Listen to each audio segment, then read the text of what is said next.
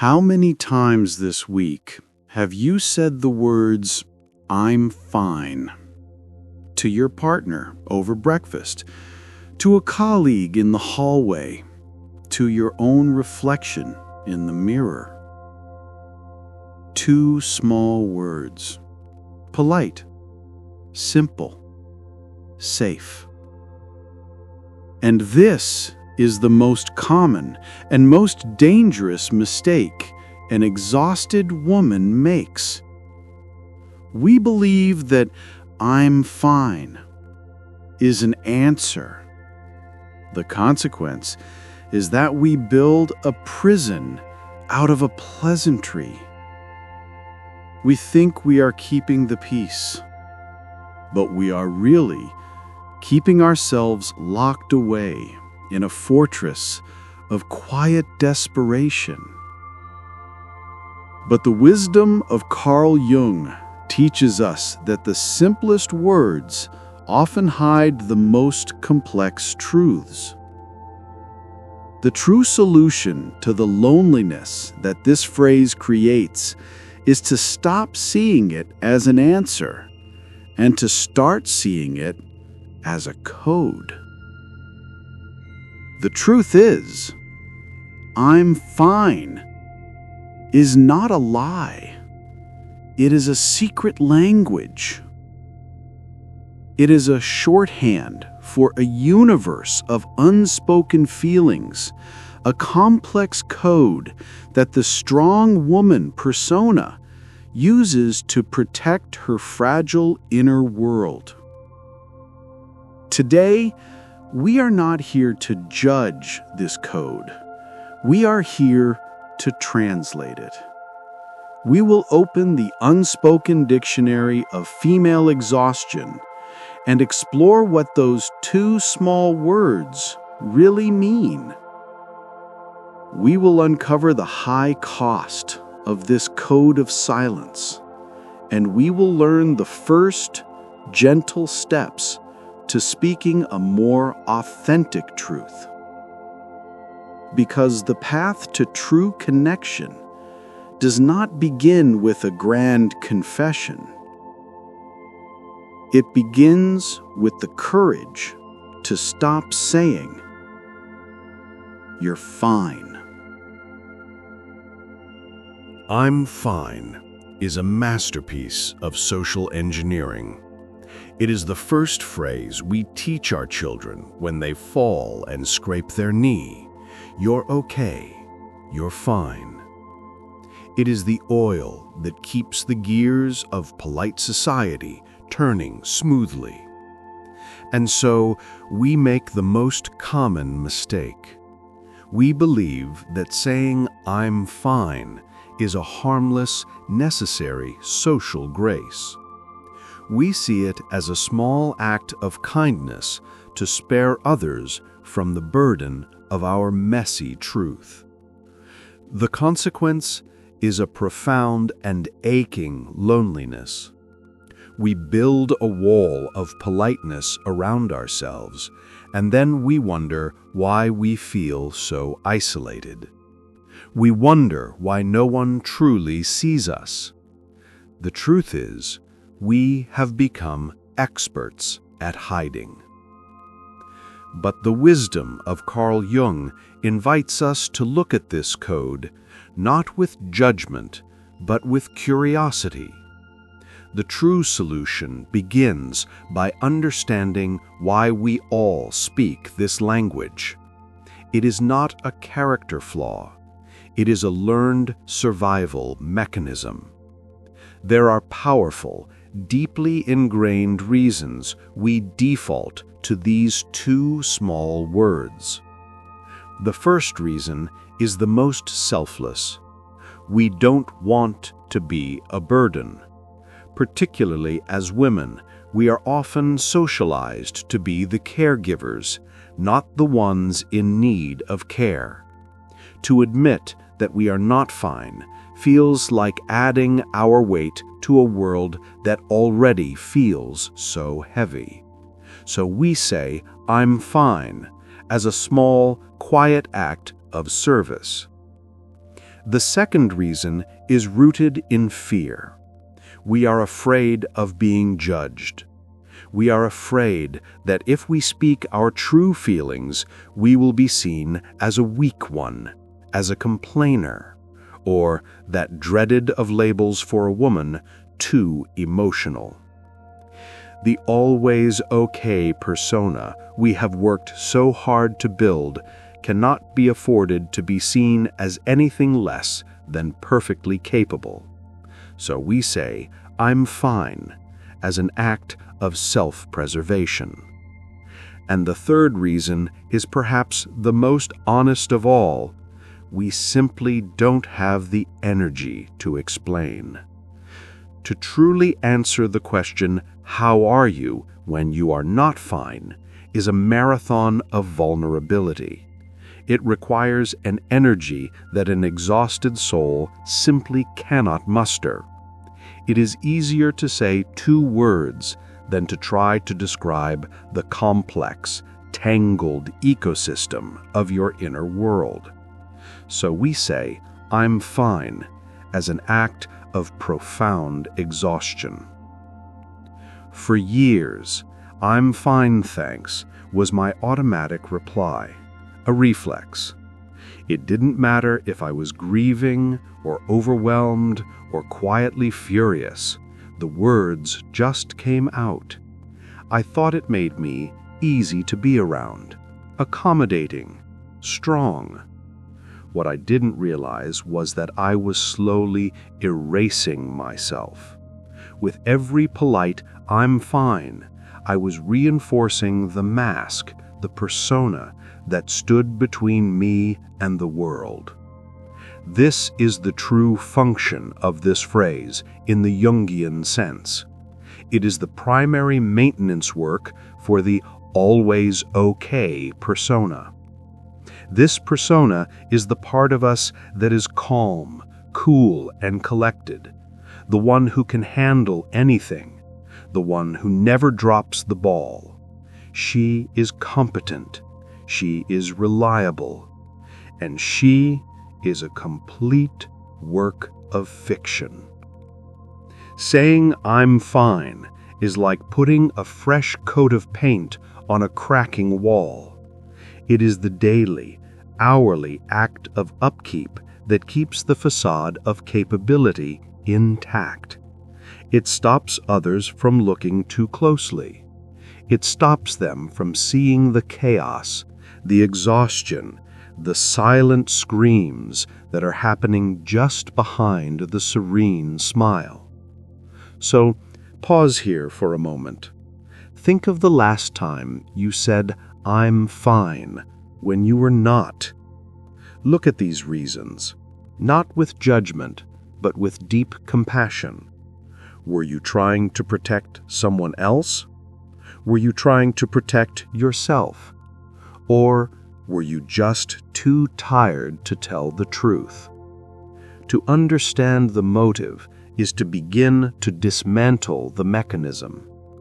It is the first step in seeing "I'm fine" not as who you are, but as a role you have been playing. But what are the true, unspoken words that this performance is hiding? What is the real conversation happening behind the wall? We have seen the mask, the always okay persona, and we have seen the reasons we wear it: to protect others, to protect ourselves. But it is here that we make the great mistake of the chronic people pleaser. We begin to believe our own performance.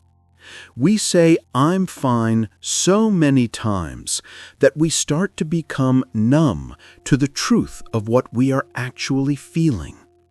We lose connection with our own inner world. The consequence is that the wall we built to keep others out eventually imprisons us. We become lonely keepers of a secret language that even we have begun to forget how to speak. But the true solution, the one that Jung's work guides us towards, is to become a translator for our own soul. It is to consciously and compassionately decode the truth that is hiding in plain sight behind those two small words. So let us, together, open the unspoken dictionary of the exhausted woman. Let us translate what "I'm fine" really means. Sometimes, when a woman says, "I'm fine," what she is really saying is, "I am so overwhelmed right now that if one more small thing goes wrong, I might actually shatter.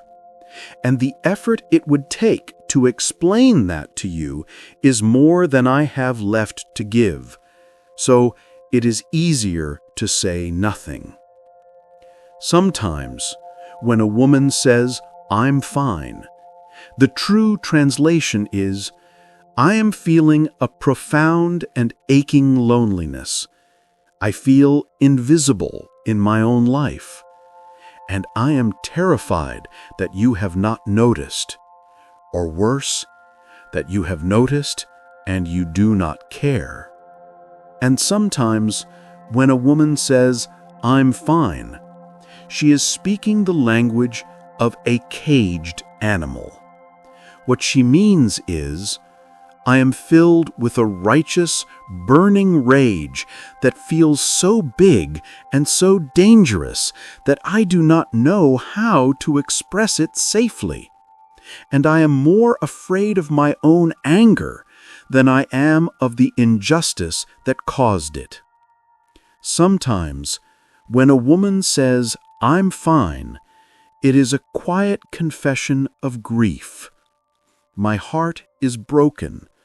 I am mourning a loss, a disappointment, a dream that has died.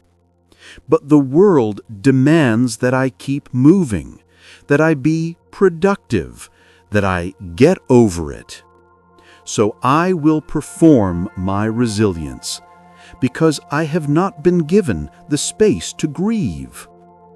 And perhaps the most vulnerable translation of all, when a woman says, "I'm fine," what she is often truly saying is, "I do not want to talk about it, because I am afraid that if I start to cry, I will never be able to stop."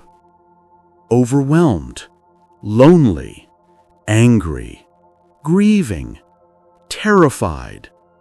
This is the hidden poetry of "I'm fine." This is the truth of the shadow crying out from behind the pleasant mask of the persona. So pause here for a moment. Breathe. Listen to these translations again in your heart. Which one lands with the most truth for you today? Which one is the secret your soul has been whispering? To finally see this, to name it, is a profound act of self-reclamation. But we must also look at the cost of this code. What is the price we pay for this quiet, constant act of self-erasure? The first cost is the one we feel most acutely. It prevents true connection. Your partner, your friends, they cannot love the real you if they are only ever allowed to see the mask. They cannot support you through your struggles if they do not know your struggles exist. "I'm fine" creates an invisible wall that leaves you safe but alone. The second cost is the slow, corrosive poison of resentment. You silently resent others for not seeing your pain while you are the one actively hiding it. This is a devastating, lonely paradox. You want to be rescued from a prison that you are showing to the world as a beautiful palace. And the third and most dangerous cost is that you lose connection with yourself. You tell the lie so many times that you start to believe it. You override your own body's signals of exhaustion. You dismiss your own heart's whispers of sadness. You become a stranger to your own inner landscape. And that is the most profound loneliness of all. It is the act of abandoning yourself. But how do we begin to break this code? How do we learn to speak a new, more honest language without declaring all-out war on our relationships? We have translated the code, and we have seen the cost, the loneliness, the resentment, the slow, quiet abandonment of the self. And here, we arrive at a final, crucial mistake. Armed with this new awareness, we believe the only solution is a radical, brutal honesty. We think we must suddenly confess every dark feeling, every frustration, every fear to everyone we meet. We try to tear down the wall with a wrecking ball.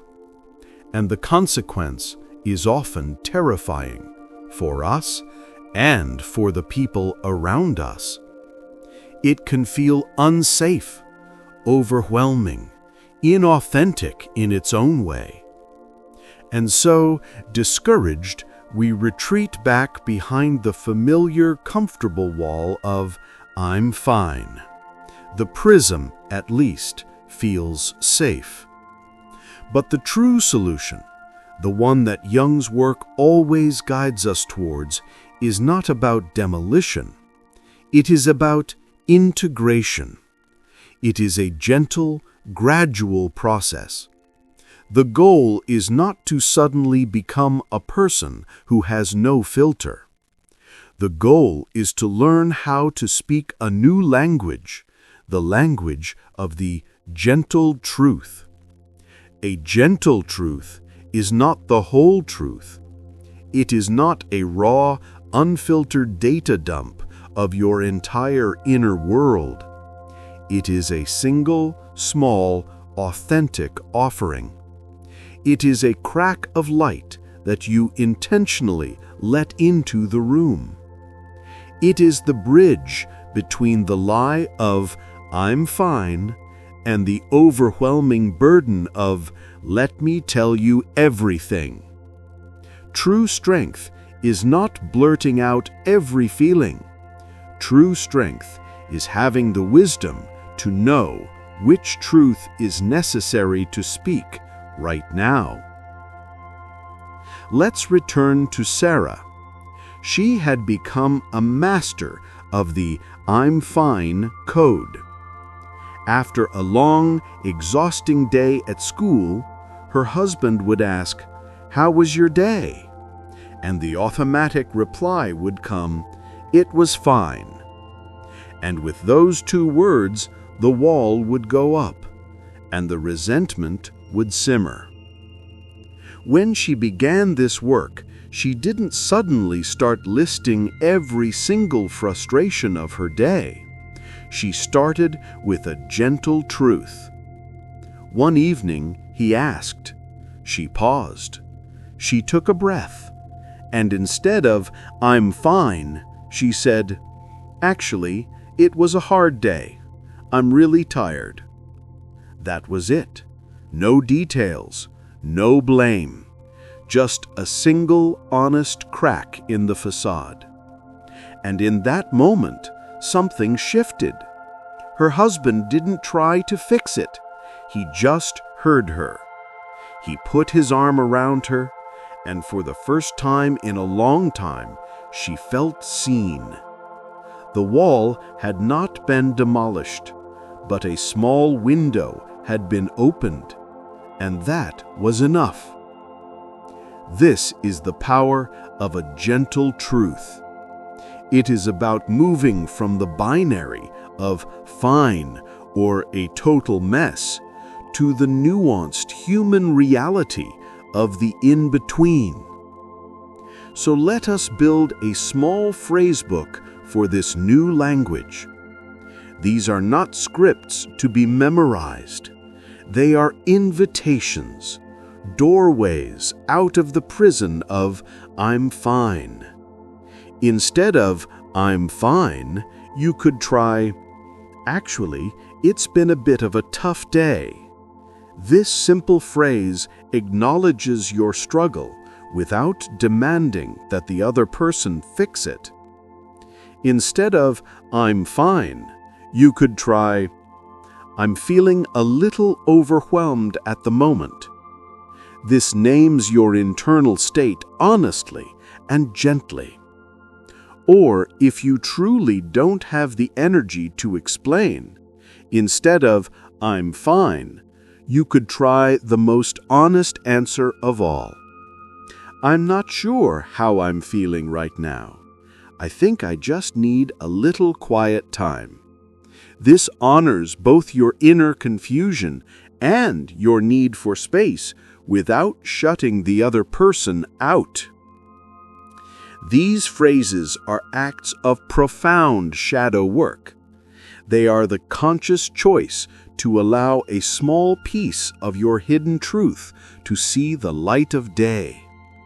Each time you speak a gentle truth, you are telling yourself, "My feelings are valid. My inner world matters." You are slowly, gently dismantling the wall from the inside. So I invite you to pause here one last time. Imagine the next time someone asks you how you are. Feel the automatic response, "I'm fine," rise up. And now, imagine choosing one of these gentle truths instead. What does that feel like in your body? Scary? Liberating? Just notice. The journey to authenticity is not a leap off a cliff. It is the simple, repeated, courageous choice to speak one gentle truth at a time. It is the choice to be seen. But speaking the truth is only the first step. What about the exhausting full-time job of trying to meet everyone else's expectations? The very job that forces us to say, "I'm fine," in the first place. And so we arrive at the end of this translation. We began with the universal code of "I'm fine." We made the common mistake of believing this polite phrase was harmless. The consequence was a lonely prison of our own making, a wall that kept us safe but also kept us from being truly seen. But we have found a new way. The true solution, the one that Jung's work illuminates, is not to tear down the wall in a single violent act, but to gently open a window, to speak a gentle truth. We have been given the first few phrases of this new, more honest language. It is so easy, even now, to hear this invitation and to feel the old fears rise up. The fear of being a burden, the fear of being judged, the fear that if we are not the always okay person, we will not be loved at all. This is the final mistake of the performer, the belief that the audience will leave if we forget our lines. And the consequence is that we remain on stage, exhausted by a role we never truly auditioned for. But the truth, the one I invite you to hold in your heart, is that your authenticity is your greatest gift. True connection is not built on the flawless performance of your persona. It is built in the messy, vulnerable, beautiful moments of shared humanity. When you speak a gentle truth, you are not burdening someone. You are honoring them. You are trusting them with a small piece of your real self. And in doing so, you give them the profound gift of being able to do the same for you. This is the beginning of the journey of individuation in your relationships. It is the choice to be a person, not just a persona.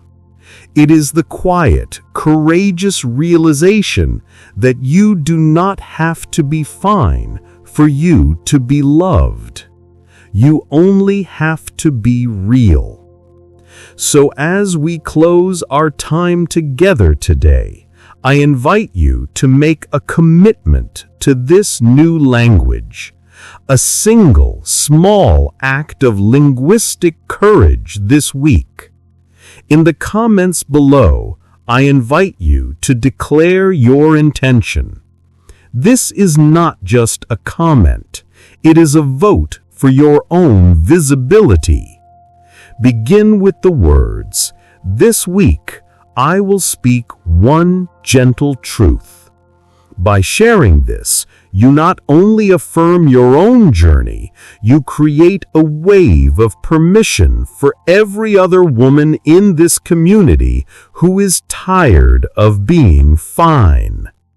We have decoded the lie we tell to the world and to ourselves. But what about the exhausting full-time job that this lie helps us to maintain? The relentless, invisible work of trying to be what everyone else needs us to be. The job of people-pleasing. And that is where our journey will continue.